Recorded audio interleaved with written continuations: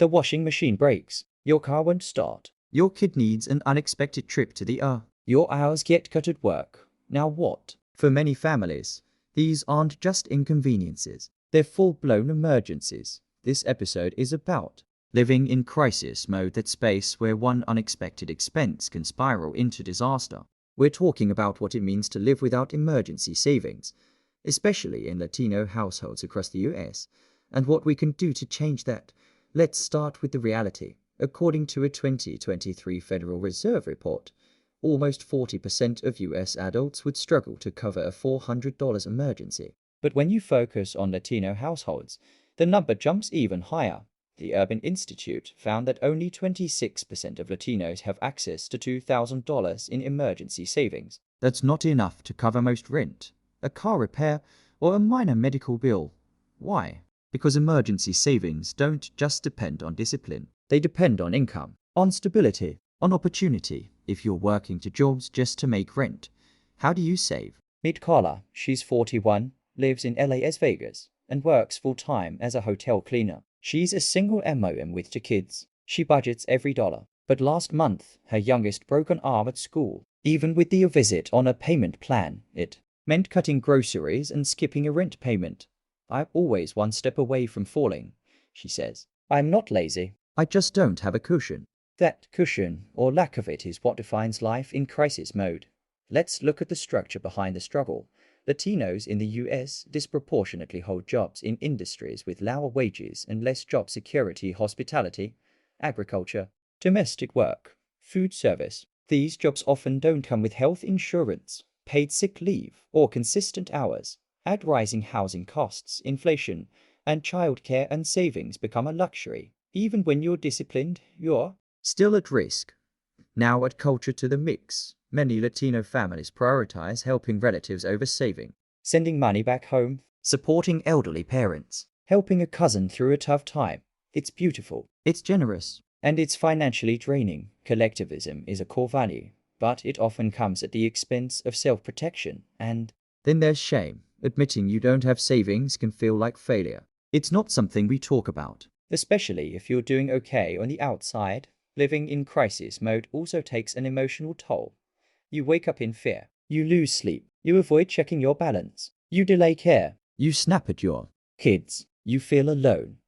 This isn't just about numbers, it's about stress. Chronic, toxic, suffocating stress.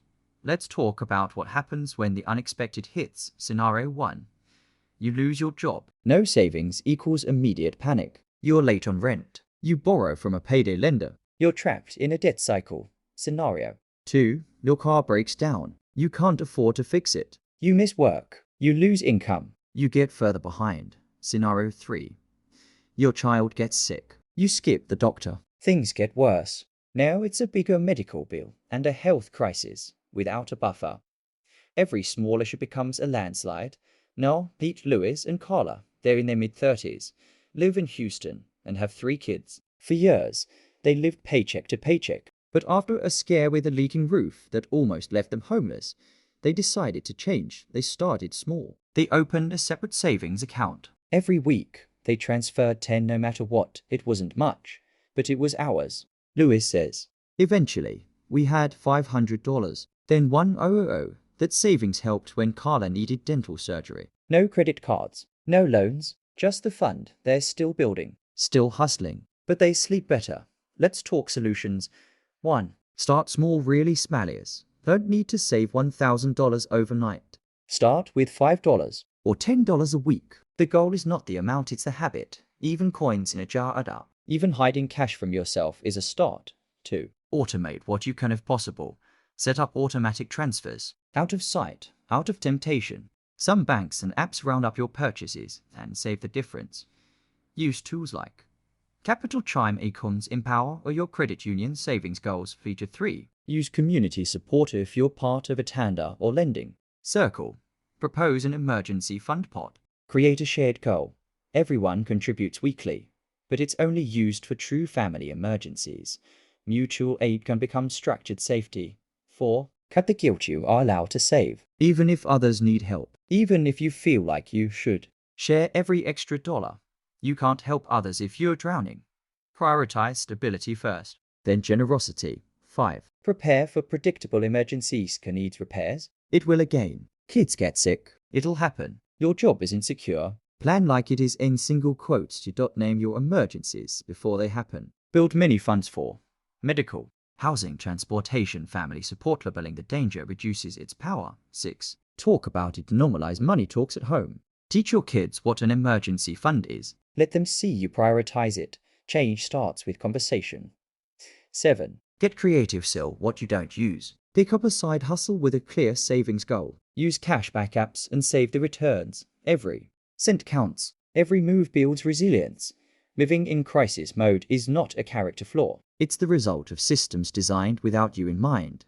But resilience is also real. And savings, even tiny ones, are an act of resistance. Let's be honest, most of us weren't taught this. We weren't shown how to save. We didn't grow up seeing cushion, we grew up watching hustle. But that doesn't mean we can't change. We can stop living in crisis mode. We can teach each other how. We can breathe easier one emergency at a time. Back to Carla last week. Her car needed new tires. This time, she had $300 in savings. She still felt the hit, but not to panic. I used to cry when something broke, she says. Now I take a breath. I have something. I'm not alone, neither are you. This is Money Talks, Latino edition. In our next episode, we explore how entrepreneurship is reshaping the Latino dream and the cost of taking financial risks when no one else in your family ever has.